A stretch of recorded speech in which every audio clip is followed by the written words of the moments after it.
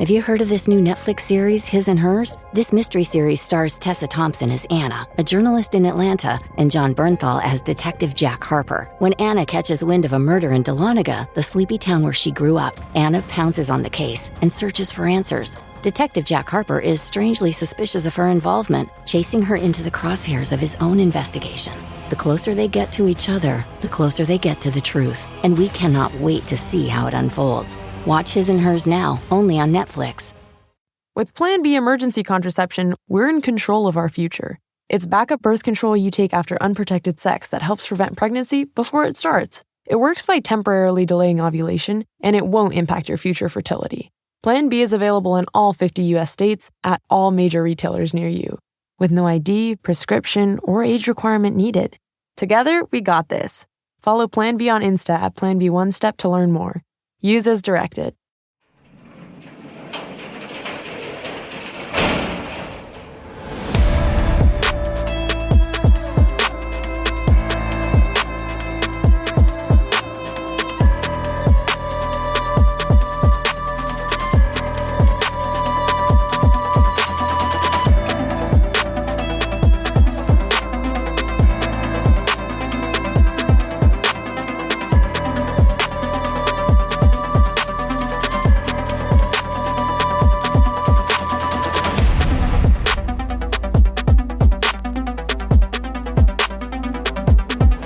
Welcome to True Crime Garage. Wherever you are, whatever you are doing, thanks for listening. I'm your host, Nick, and with me, as always, is a man who is wondering why you are hogging the lat pull-down machine. Here is the captain. I'm not wondering. I know. It's good to be seen and good to see you. Thanks for listening. Thanks for telling a friend. This week we are drinking Saturday in the Park by North Park Beer Company. Saturday in the Park is an Imperial New England Hazy IPA. This is a collaboration brew. North Park Beer Company teamed up with Microphone Brewing to create this fantastic, very traditional hazy, very juicy with white peach, passion fruit, and juicy oranges. It's delicious. The can art is superb. ABV 8.5%, garage grade 4.25 bottle caps out of 5. And let's give some thanks and praise to our good friends who helped us fill up the old garage fridge for this week's shows. First up, we have a cheers to Mean Gene Jeanette in Gilbertsville, Pennsylvania. And a big we like to jib goes out to Dr. D in Littleton, Colorado. And here's a cheers to our good friends up north. This one going to Cindy in Windsor, Ontario, Canada. And last but certainly not least, here's a cheers to Leanne, also in Windsor, Ontario. Everyone we just mentioned went to truecrimegarage.com and donated to this week's beer fund. And for that, we thank you. Yeah, BWRUN beer run. You need more True Crime Garage for your earballs? Let me tell you, 3 out of 4 doctors say yes, you do. And we just released a very interesting off the record last week. So check that out. And you can check all that stuff out at truecrimegarage.com. And Colonel, that's enough of the business. All right, everybody, gather around, grab a chair, grab a beer. Let's talk some true crime.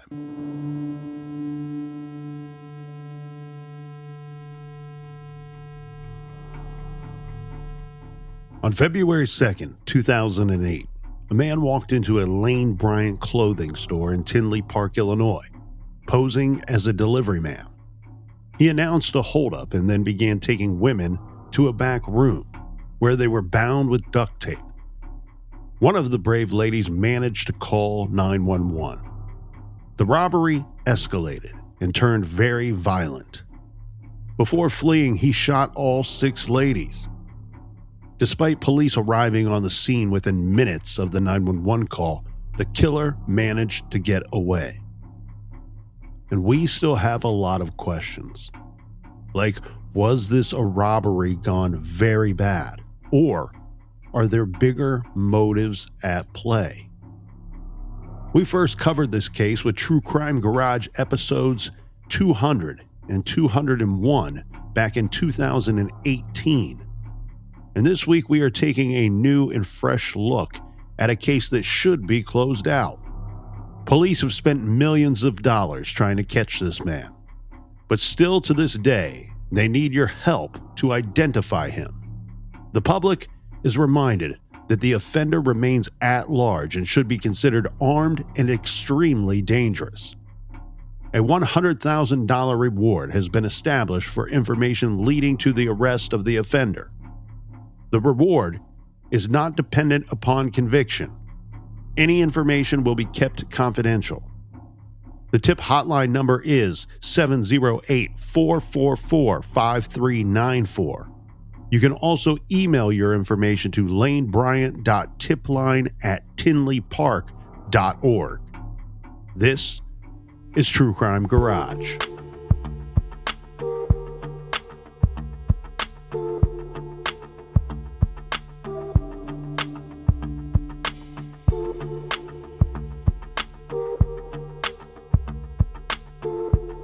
Our true crime story this week is from a lovely place called Tinley Park. Tinley Park is a village located in Cook County, Illinois. This is a suburb almost an hour south of Chicago. The population as of 2020 is just under 56,000 people. Now, this horrific crime took place back in 2008. 5 women killed in one fell swoop. However, this cold-blooded murderer had every intention of killing 6 and maybe even more. Tinley Park, not unlike so many other wonderful cities and suburbs, is not a place that typically sees this level of violence and homicides. In fact, just the calendar year before these murders, that ended just 33 days before these 5 women were killed, Tinley Park, Illinois, in 2007, no murders and only 15 robberies reported. Now, at the center of this case is going to be a Lane Bryant store in Tinley Park. Lane Bryant, according to the company's website, is the most recognized name in plus-size ladies' clothing, and their emphasis is on fashion and fit. That is what makes them a style leader. This particular Lane Bryant store that we are discussing today, the Tinley Park Lane Bryant, was located at the Brookside Marketplace, which was built in 2005. This is your typical big box clothing store. For the gentlemen out there listening that may be less familiar with Lane Bryant than the fairer gender listeners, Lane Bryant is smaller than a Walmart or Target. It's a Kohl's-sized store. Today, the company operates approximately 400 stores in 46 U.S. states. This particular one, the Tinley Park Lane Bryant, it's no longer in existence, as many would expect. This one was a 23,000 square foot store. Back in 2008, Brookside Marketplace included some storefronts that were not open yet, this making this Lane Bryant store more isolated. The strip mall skirts a major section of Interstate 80, the Belt of America, with a Holiday Inn and a Sleep Inn hotels quite nearby. No houses are in the immediate area, and there are a few apartment buildings about a half a mile away. All right, Captain, let's go back to Saturday, February 2nd, 2008. Which was a very cold day. The ground was frozen. We got snow everywhere. We have 42-year-old Rhoda McFarland. She went to work on this Saturday. She's the store manager of this Lane Bryant. This is going to be a busy day. She's preparing for a busy day as the corporate office mailed out to their customers promoting a big clearance sale. So she's anticipating a lot of activity in her store on that day. What she could not anticipate, what nobody could anticipate, was what was about to happen shortly after the business opened for the day. The Lane Bryant store opened its doors for business at 10 a.m., and the crime unfolded shortly after. At 10:08, a man entered the store, engaged a store clerk in conversation, asking and talking about a delivery. He's saying he's a delivery man. He's there about a delivery. In his hands, carrying papers bogus papers, mind you, bogus delivery papers. This man will later be described by Tinley Park PD as a male black, possibly 29 years of age, wearing a dark colored jacket. Now, to be very clear, this is the description that goes out over the police radios when the officers are responding to the scene. So as he enters the store, one witness would later say that the man was looking upward and around. And after the crimes, this witness believes that he was looking toward the ceiling for security cameras. Spoiler alert, this store had, well, I'll count them for you. Zero cameras. That's the highest you've ever counted. Now, in our previous coverage, we went deeper into information about the area, the Lane Bryant franchise, and the victims. Here, we have 6 victims that were present at the time, and then, of course, countless victims beyond the walls of this Lane Bryant due to this act of just completely senseless murder. The man chatted briefly with Rhoda McFarland, the store manager, and the surviving witness, both of these workers. We don't use her real name, the surviving witness, but she is called Martha to protect her identity. So the man spoke to both of these ladies regarding this fake delivery. Rhoda called another store location to see if there was some type of mix-up with the delivery. During this time, 2 customers entered the store. And it is at this time that police say the man then pulled out a gun, announced a holdup. He's now forcing the 4 women, 2 employees, 2 customers that were in the store, into the back room, which was a small employee break room where they conducted some of the operations. He forced the women to tape each other's hands, and then he bound the remaining women or woman himself. After binding them, he told them to lay face down on the floor. They were bound with duct tape, hands behind their backs. 2 more women who later entered the store were also taken to this back room, bound and placed next to the others. It has been stated and reported that the man was robbing the customers, these 2 customers, as they came into the store and as he's taking them to the back. So he's demanding their cash, and some reports even state that he took some of their personal belongings, jewelry and such. Well, and like you said, black man, roughly 6 foot tall. He had a husky build. He has a gun. He has cornrowed hair. And then he has a braid. One of the braids is like going to the right side of his face with these little light colored, like light green colored beads. The order in which these customers came into the store is unknown. What is known and believed by many, especially her family and police, is that Connie Woolfolk, she's a fighter, right, by nature. At some point, she must have had a physical altercation with the suspect. We know this because she is found with additional injuries. So this woman, Connie, she was known to be very tough and a fighter. She was more banged up compared to the others. She was struck in the face, possibly with the butt of the suspect's gun. She also had blood under her fingernails, which is believed to have come from the suspect. After he had 6 bound in the back of the store, the suspect took clothing from the store. This is several pair of panties, and placed these articles over the heads of the women. This was done to blind the victims so that one could no longer see him or what was going on, and an attempt to further control them and the situation at hand. At some point, the suspect said some degrading comments to one of the women and fondled her.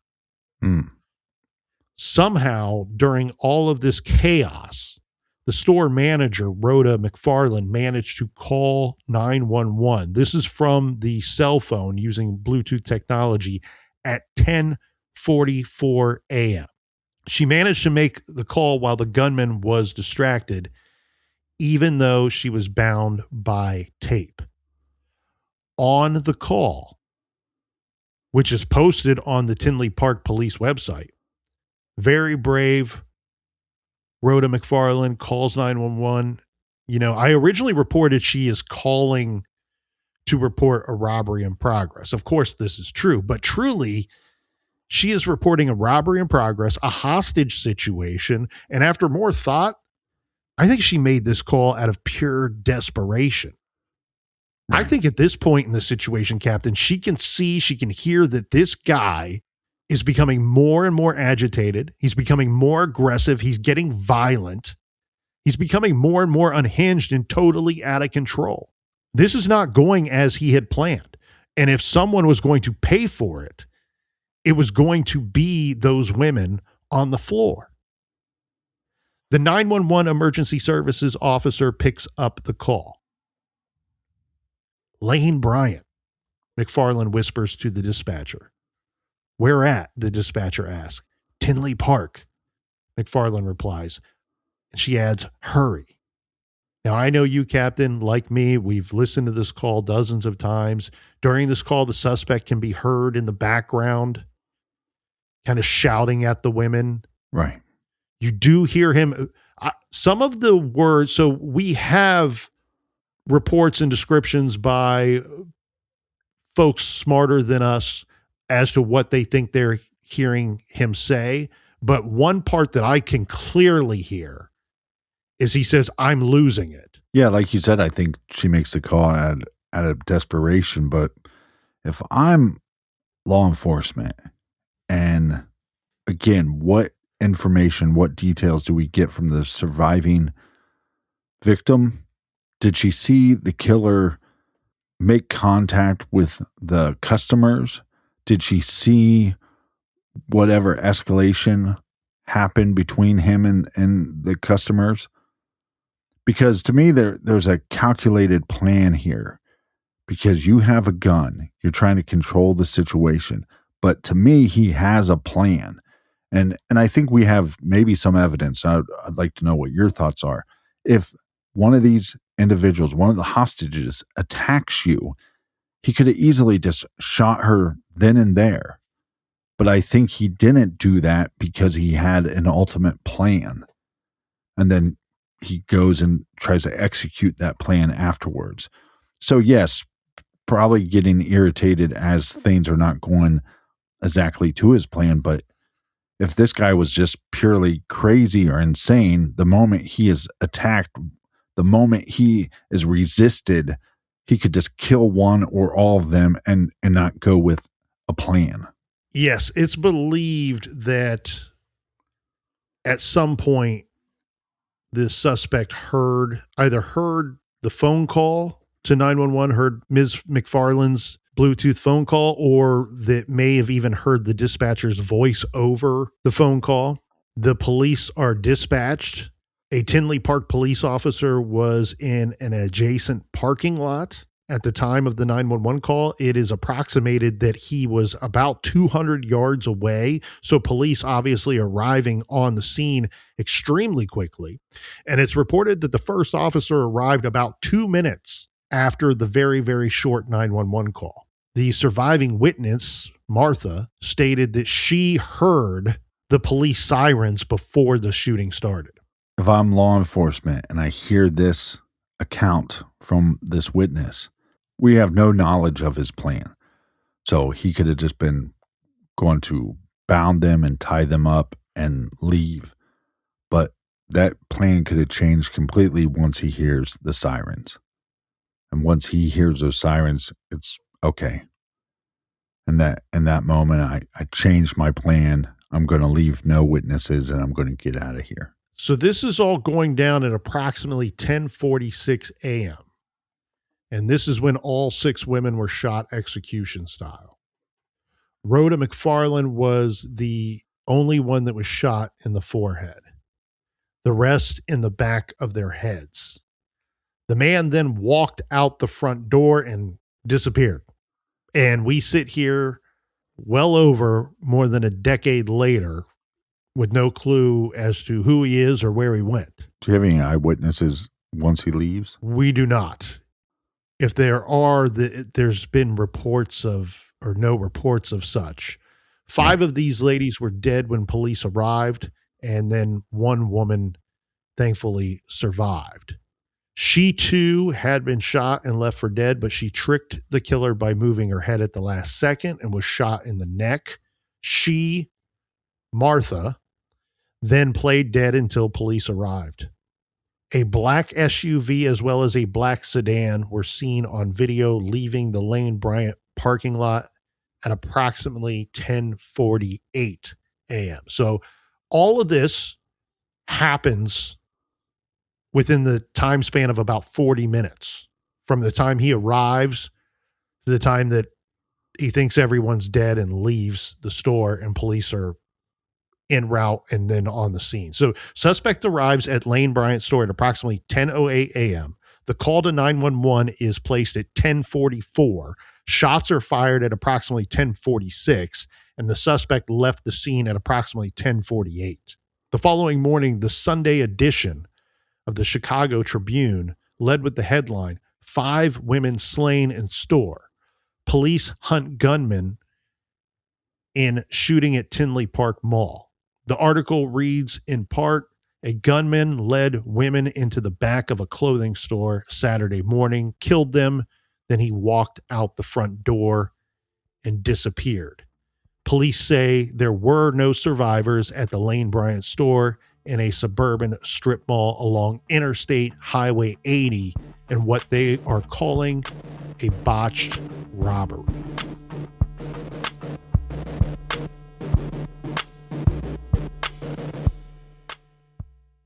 Hey, this is Will Arnett, host of Smartless. Smartless is a podcast with myself and Sean Hayes and Jason Bateman, where each week one of us reveals a mystery guest to the other two. We dive deep with guests that you love, like Bill Hader, Selena Gomez, Jennifer Aniston, David Beckham, Kristen Stewart, and tons more. So join us for a genuinely improvised and authentic conversation filled with laughter and newfound knowledge to feed the Smartless mind. Listen to Smartless now on the SiriusXM app. Download it today. Why are there so many cat litters? Maybe the litter companies want you to have something to switch to every time you don't find the one. Or you could find Boxy.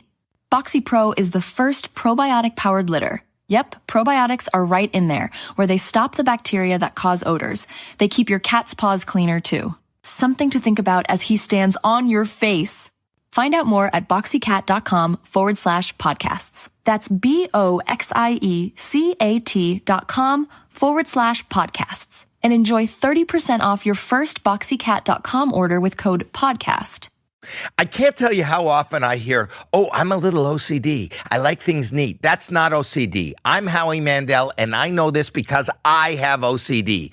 Actual OCD causes relentless, unwanted thoughts. What if I did something terrible and forgot? What if I'm a bad person? Why am I thinking this terrible thing? It makes you question absolutely everything, and you'll do anything to feel better. OCD is debilitating, but it's also highly treatable with the right kind of therapy. Regular talk therapy doesn't cut it. OCD needs specialized therapy. That's why I want to tell you about NoCD. NoCD is the world's largest virtual therapy provider for OCD. Their licensed therapists provide specialized therapy virtually, and it's covered by insurance for over 155 million Americans. If you think you might be struggling with OCD, visit NoCD.com to schedule a free 15-minute call and learn more. That's NoCD.com. Shop with Rakuten and you'll get it.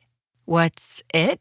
It's the real deal. Cash back and savings on almost everything you buy. Join Rakuten and start getting cash back at CVS, Instacart, YSL Beauty, and other stores you love. You can even stack sales on top of cash back. Just start shopping with Rakuten to save money and get that cash back feeling. Join for free at Rakuten.com or get the free Rakuten app. That's RAKUTEN, Rakuten.com.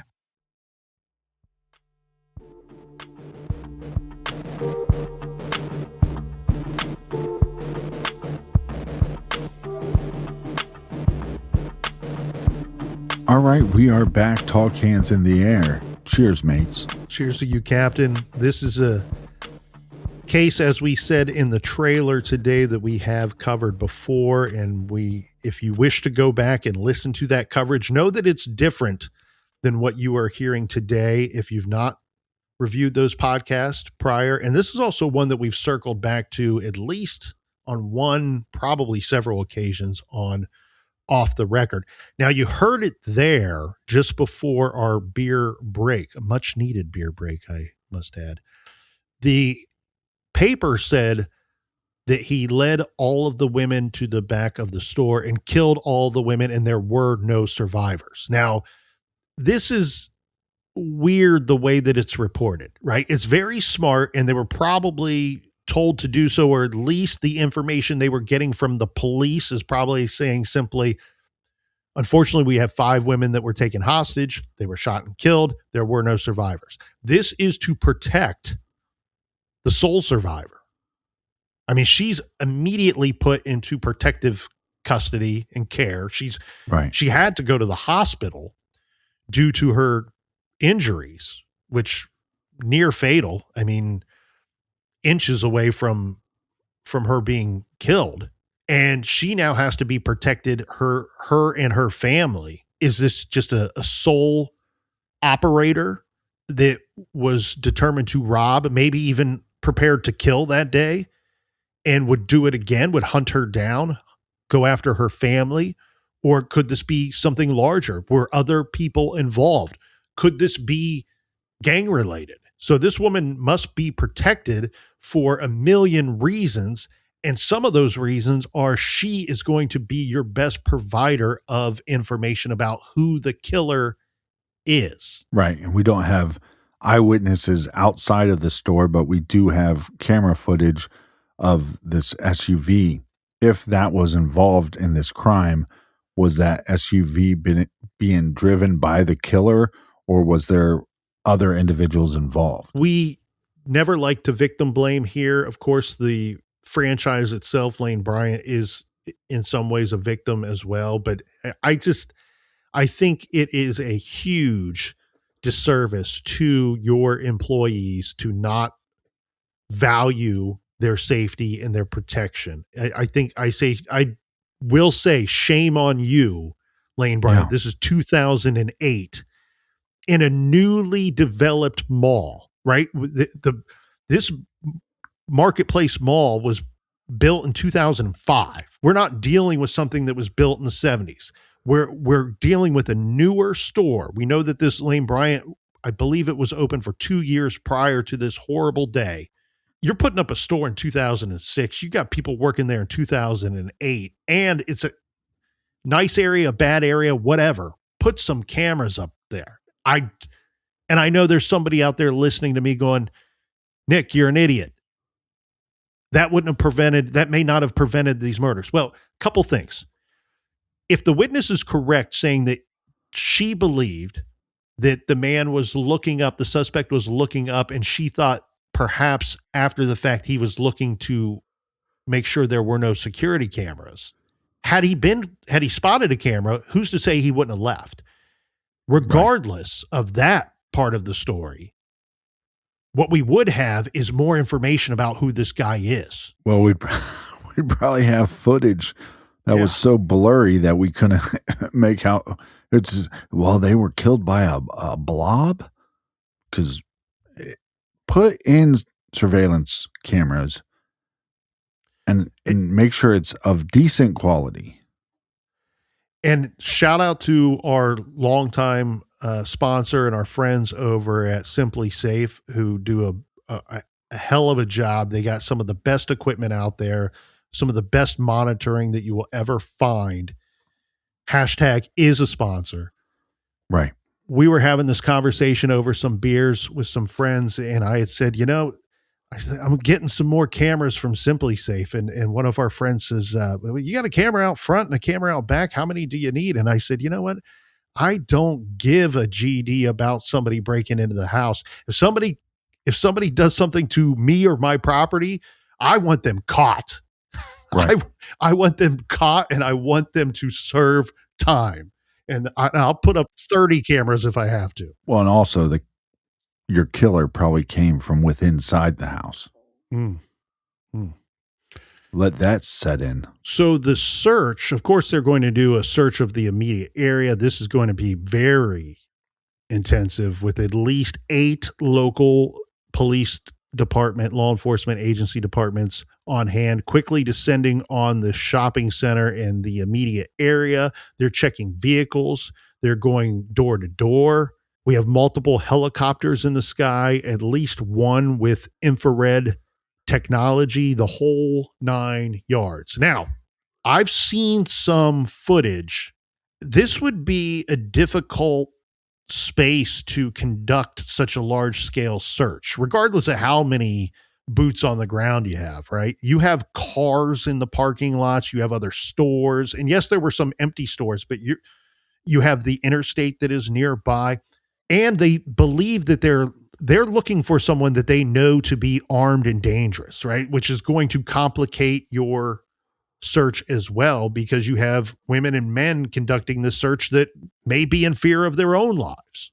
Yeah. I don't Armed mean to and critique. very dangerous. I mean, this guy didn't blink. He tried to execute 6 women. I don't mean to critique too much, but I saw on several occasions on this footage where they question the driver or passengers in a car. They look through the windows, open up some doors. But I saw a couple cars get out of there and a trunk not being searched. And we don't know how this killer entered, where he came from, how he got to the shopping mall, how he got away from the shopping mall. And I keep kind of circling back to that idea because I don't want anybody, I think it would be irresponsible for all of us to dismiss any possibility of anyone else being involved. Right. There could be a getaway driver. There could have been a lookout. Who knows? And we'll get more into that as we continue on. When a case isn't solved, you have to be open to many possibilities. Stay watered. Is there somebody else involved? Is there more than one person involved? Did he leave by car? Did he leave by motorcycle? Did he leave by bicycle? Did he leave on foot? We don't know that. The victims, we have 5 killed, 1 wounded, treated at St. James Hospital in Olympia Fields, and then released the following day. The survivor was released the following day on Sunday, February 3rd. The survivor does not live in the area anymore and has not for a long time, but does stay in constant contact with police whenever she is needed. The victims, we have Rhoda McFarland, age 42. As said, she was the manager of the Lane Bryant store, been there for 2 years. She was a U.S. Air Force veteran, worked as a nurse at Andrews Air Force Base. She also served as a pastor for a Christian center. Rhoda was engaged over the holidays. She had just gotten engaged, Captain, over the holidays of 2007 to a man named Stuart Gibbs. She continued to answer her Christian calling while working at Lane Bryant, often using her employee discount to buy clothes for people who are less fortunate. As said, she's the only victim shot in the forehead. This is believed that the killer caught her on the phone talking to 911, and that is why she was facing the killer when shot. Jenny Lynn Bishop was 34 years old of South Bend. She was a customer. She was married to Brian Bishop, and they had 3 young children. She graduated from Indiana University with a Bachelor of Science in Nursing degree in 1996, and she had been employed at a hospital, and she also worked in the intensive care unit. She had just celebrated her 34th birthday just days prior, and she was at the store that day using a gift card that she received from a friend or loved one for her birthday. Her situation's a little more unique than some of the other victims, being that she was only in the area because her husband was in the area traveling for business, and she decided to go out for the day while he was working. We also have Sarah Safransky, She's the youngest of the victims, just 22 years old. She was a customer that day, unfortunately. She had just graduated in 2007 from Northern Illinois University with a degree in finance, and she had a new job, and she was at that Lane Bryant store that day shopping for work clothes. Connie Woolfolk was the woman who fought back. She was a mortgage lender who lived with her mother and two sons, a single mother. Now, remember, the housing market in 2007 did a total tank job. So she was riding the storm out. She took a second job stocking shelves overnight at the Super Target that was in the same Tinley Park shopping center. That morning, she was treating herself on that Saturday to some shopping at Lane Bryant to buy a new outfit.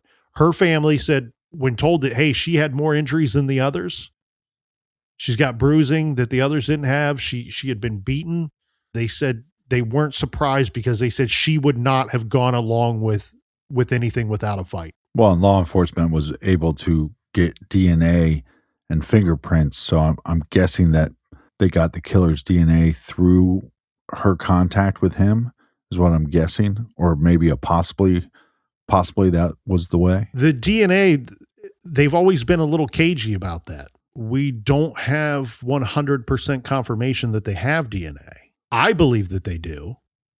And yes, you're absolutely right. If they did have, as stated, it's been reported or at least rumored many times over that blood was found under her fingernails, the most likely of places that it would have come from would be the suspect when she fought back.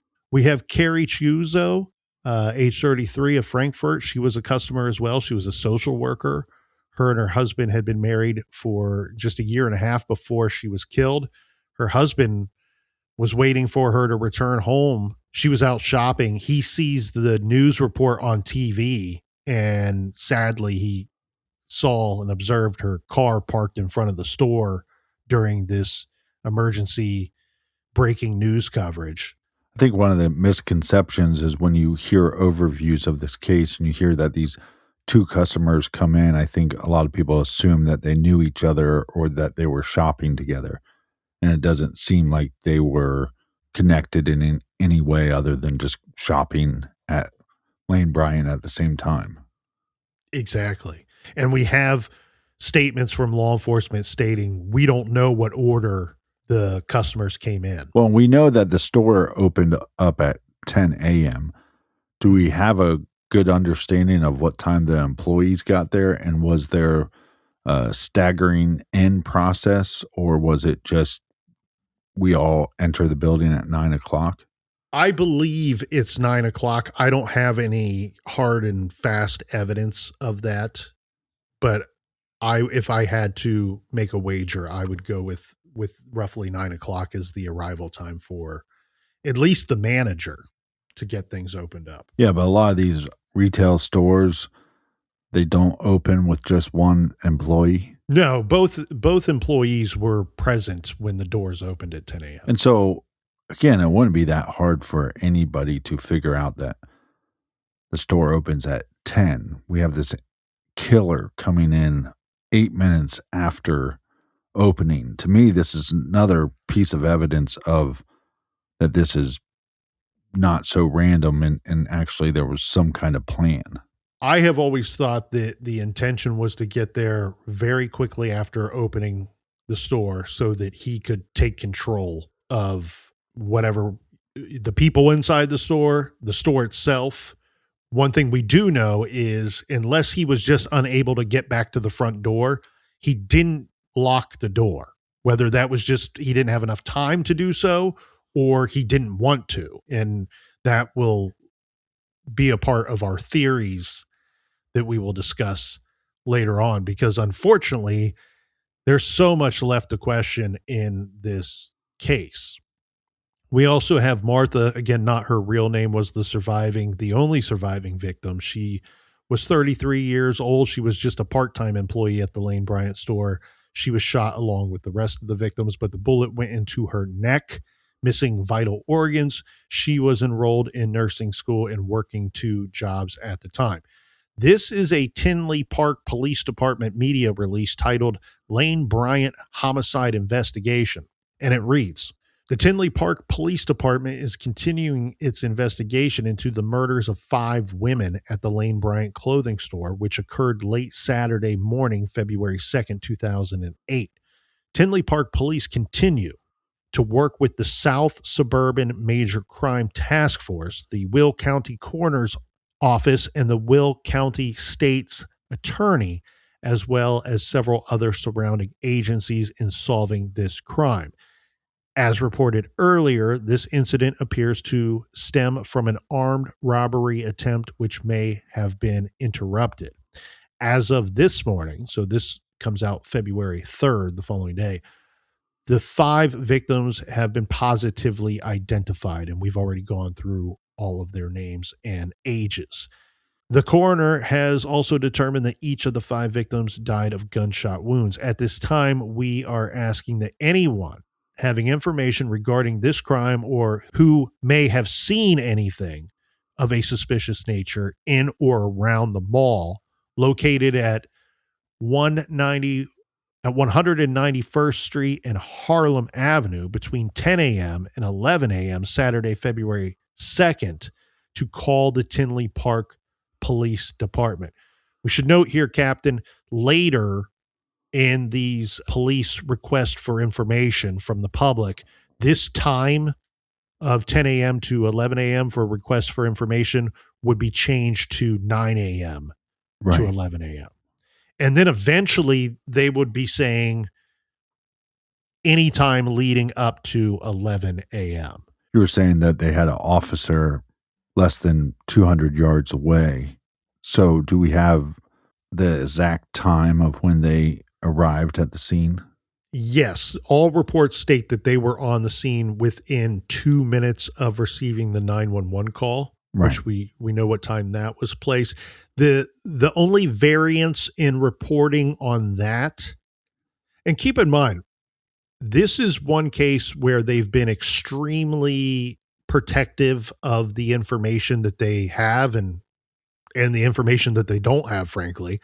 The only variance in that reporting would be some reports state that it was 2 minutes after the phone call ended. Some reports state that it's 2 minutes from the start of the phone call. I don't think that matters either way, as the 911 call is extremely short. It's seconds long. Yeah. I think what matters more is, like you said, this eyewitness that survives saying, hey, I heard the police sirens before the shooting started. Yeah. And if she heard them, there's every reason to believe that the killer heard them as well. Now, in her shock and in that situation, and I fault her to a 0 degree, because I think it would be irresponsible to think that she's going to get everything 100% correct in a moment where she's hearing people get shot, or at least she's hearing, I don't know if she's able to see at this point. Right. But she is hearing gunshots coming from a very angry man.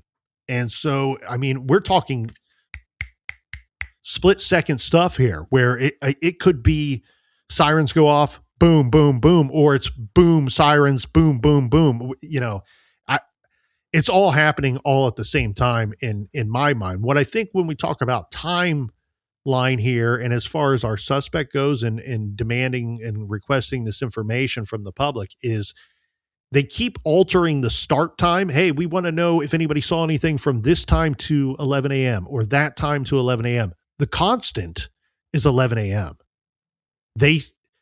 Based off of this information, they seem to believe 99% to 100% that this guy, the killer, was gone by 11 a.m., leaving the door open for what time he may have came to this area, right? We know what time he walked into the store, but who's to say he didn't drive around in these parking lots or walk around, or as you said, if he were on foot or on a bicycle, I believe he would have had to have something transport him from this location, or just have been really damn good at it.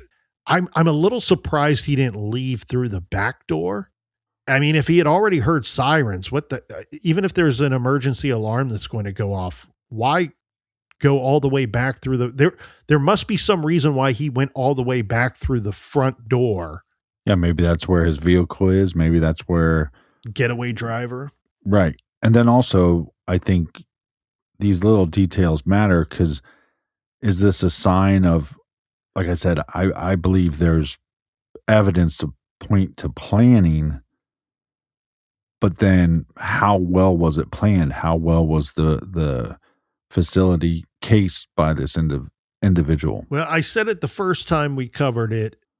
If the witness is correct in the thought that he was looking for surveillance cameras once inside of the store, if that is correct, it's a belief. But if it's correct, that tells me he's not been in the store before. Now he may have knowledge of Lane Bryant and the workings of Lane Bryant. He may have knowledge of this general area of the shopping mall, of the parking lot. He may have experience actually conducting deliveries. But if he were to be looking for cameras, I'm guessing he's not been in the store prior to this. Or if he's been in the store prior to this, there's been some time that has gone by, right? That, I didn't see any cameras last time I was in here. I better make sure, but that was 3 months ago, 6 months ago. I better make sure that's still the case. Yeah, and then you wonder, because he's showing up with a gun. We don't know if he showed up with any other weapons. I believe all the items that they were bound with were found in the store. The tape, it's been reported that the tape, he brought the tape to the store with him as well as the gun. Yeah, and then again, there's some planning. So then you go, well, why wasn't he wearing a mask? So was the plan all along to leave no witnesses? That's a very good question. And one that needs to be, we may only find that out if there's an arrest. Yeah. They find this guy, or better yet, where's the tipster? We've received a lot of tips in this case.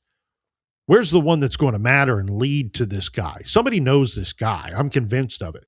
Now, part of this press release as well, they go on to say, in addition to the cooperation of the surrounding law enforcement agencies, Lane Bryant executives have been involved in assisting Tinley Park Police Department in this investigation, adding that the Charming Shops Incorporated and Lane Bryant companies have announced a $50,000 reward for information leading to the arrest and conviction of the person or persons responsible for the murders. Let's get into a little do know and don't know.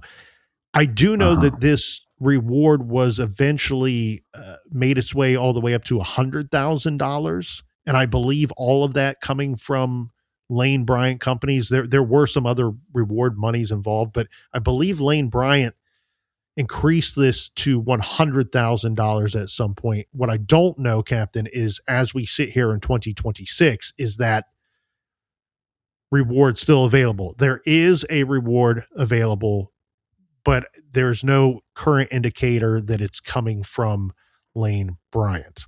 The following day, we get another Tinley Park Police Department media release. This is an update that states at the time of this incident, the suspect was described as follows. And they are smart. They say, however, right? They got to inform the public. However, he may have changed his appearance since the time of the crime. This is the description that they gave. We're talking February 2nd here, 2 days after the murders. Say male black, 5'8" to 5'10" tall. Now, as the captain had said earlier, a lot of the reports out there have the height being 5'10" to 6 feet tall these days. So I think we can't dismiss this. I think it'd be foolish to dismiss either. So let's go with 5'8" to 6 foot tall, approximately. He's a stockier guy. This report says 230 to possibly 260 pounds. Yeah. 25 to 35 years of age, medium complexion, broad shoulders, clean shaven, wearing black jeans with writing or embroidery on them with some type of rhinestone decorations on the rear pocket, a dark colored jacket that hung below the waist, with no writing on it and a charcoal gray knit cap with hair pulled back, with thick braided hair, cornrowed, as the captain had said, with a receding hairline. The suspect is well groomed and known to have one braid laying over the right side of his face at cheek level that had 4 light green beads on the end of the braid. The braids on his head were pulled straight back. Yeah, I think the height becomes an issue because we don't have that surveillance footage. But we've seen in other cases like Delphi where you have footage, but you don't have really the proper angles and the proper tools to get a more definitive range of height. The next press release that we're going to get, it starts off very similar to the ones we've already reviewed, so we'll skip over those portions of the press release. But they spend a couple of paragraphs explaining that the information that they have is highly sensitive. It's evidence that needs to be evaluated. And they want to ensure the public that any information that is important for them will be released as the investigation progresses. So they're saying we have more information, but it's very sensitive. And it's sensitive not only because it's evidence, but it's sensitive to the integrity of the investigation itself. Yeah. They're adding our primary objectives will always be to capture this individual and the consideration of our victims. Yeah, you also wonder too, what made one of the hostages feel that they could try to call 911? Was he singling out another victim? Was there any kind of sexual assault? And maybe they thought, as that is taking place, I can try to make this call. So I think there's probably a lot of details that have not been given to the public, and then you just wonder how many years with nothing, or is law enforcement's thoughts, well, we have fingerprints and we have DNA, so we'll just keep waiting till technology catches up. Well, I think they can surmise some of what took place based off of physical evidence that they find at the scene. Right. The other part of it is that you only have one living witness. That's very difficult because, as described, she's bound, she's on the floor, her head was covered at one point, may still have been covered for the entirety of the time that she's in the back room. So her level of observance is compromised, right? At the very least, it's compromised. Now, what we do have is a report that has stood the test of time of saying that it is believed. And when I say believed, I got to believe this is coming from the witness. It's believed that and thought that the killer, that the suspect was distracted or, as you said, like busy doing something else. Right. And this brave woman, Rhoda, she thought, again, probably out of desperation, it's either now or never. I can call 911, because you try to walk in the victim's shoes. Yeah. If you're in the victim's shoes, listeners, think about this for a second. You're face down in a back room in a large big box store. You've had a gun pointed at you, maybe even poked with the barrel of this gun. You've been threatened. You don't know what this individual's intentions are. You don't know if he's going to let you go. I think it would be natural, Captain, for you to have a complete change in thought and emotion, right? I can see this being where I'm lying there at one point going, okay, if nobody pulls any shit, this guy's just going to leave. Right. And we're all going to be shook up, but we're going to survive.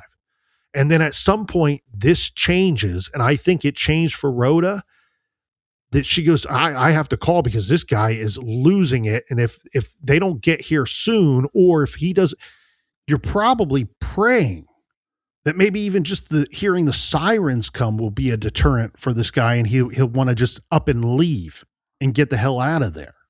But unfortunately, that is not what happened. Well, again, we don't know what the plan is, too, because why is he getting more irritated? Yes, somebody attacks him. So at that moment, you could go, well, he should be very irritated. Somebody attacked him. He has a gun. I'm the authority. What the fuck do you think you're doing? But once they're bound, what was causing him to lose control? Was there supposed to be another individual that shows up? Was there not the money he thought there was? What was his motivation here? And again, we don't know what the complete plan was. Was he going to bound these individuals up and take money or whatever and just leave? And then he hears the sirens and thinks, oh, shit. And then just assassinates everybody. And I've thought about this a lot because we've been doing the show for a long time. And people, you go out to dinner. What do? Oh, well, I do a true crime podcast. Oh, well, let me ask you this. And what do you think would deter somebody? But every situation's different.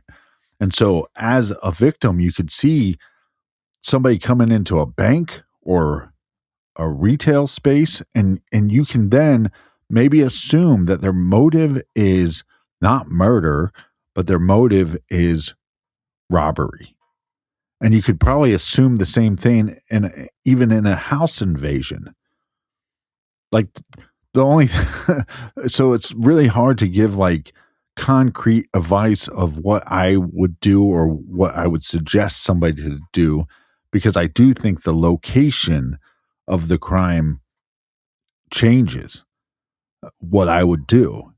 This is maybe not my advice, but advice I've heard from law enforcement time and time again. If somebody's trying to get you into a vehicle, do everything you can not to get into that freaking vehicle. Like I said, I think the location would change because I think a lot of these individuals' actions are all predicated on the location they're in. I think it's very likely this guy was prepared to kill if he had to, but I don't think he planned to kill. And I can't say that with any great degree of certainty. I think that he thought that once he pulled the gun, that everybody would just do what he said. They would become his puppets and they would just lie there still on the ground. And I think he kept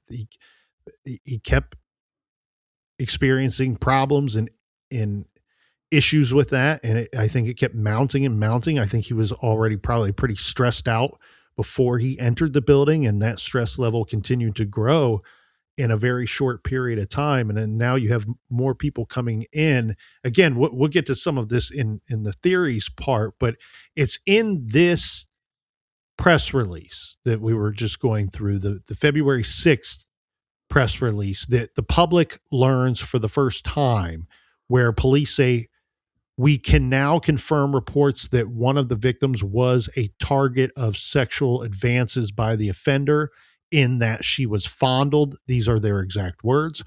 There was no further sexual contact beyond that. And they go out of their way to shoot down the idea that the suspect wore a red jacket. That must have been a local rumor at the time. Right. They say it as this. Secondly, a clearer picture of the offender is coming to light. He is now described as having 3 to 5 inch puffy cornrows that go back from the front of his head, with one strand of green beads hanging over his right cheek. He is also described as being large framed, with weight proportionate to his height. Some reports have erroneously indicated the subject wore a red jacket. That information is incorrect. The suspect wore a black jacket, as was indicated in the initial descriptions. Again, not me, the report. I would like to stress this description is what the offender looked like at the time of the crime on Saturday morning. We continue to investigate a large number of leads in this case. We continue to request the public to call the tip line. At this time, we would like to read a statement written by the surviving victim. Quote, on Saturday, February 2nd, an unspeakable tragedy occurred, and 5 of the bravest women I have ever met were senselessly murdered and taken from their families. My deepest sympathies and condolences go out to their families and friends. Please know that during the unfathomable events of that day, their thoughts were focused on you and coming home. My heart aches that they were unable to do so, and I am working with the authorities in any way possible for all of the victims. I ask that the media please respect all of our families and allow us to grieve and cope privately with the horrific crime that ripped our worlds apart. I also ask that everyone respect that neither I nor my family can discuss the horrible events of that day.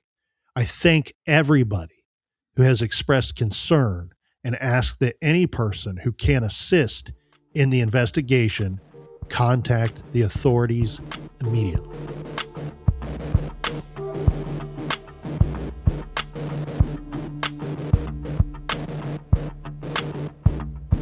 We want to thank everybody for joining us here in the garage. Join us back for the next episode as we return to the scene of the crime and we take a deeper dive into the Lane Bryant killings. Join us back here in the garage. Until then, be good, be kind, and don't litter.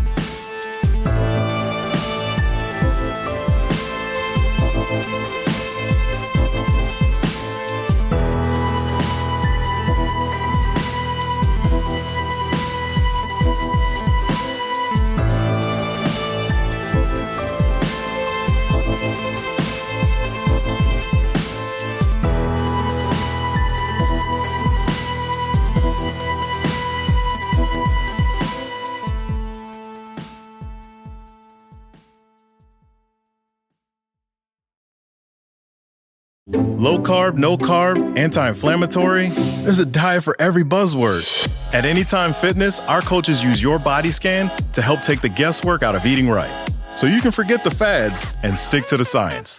Join Anytime Fitness today.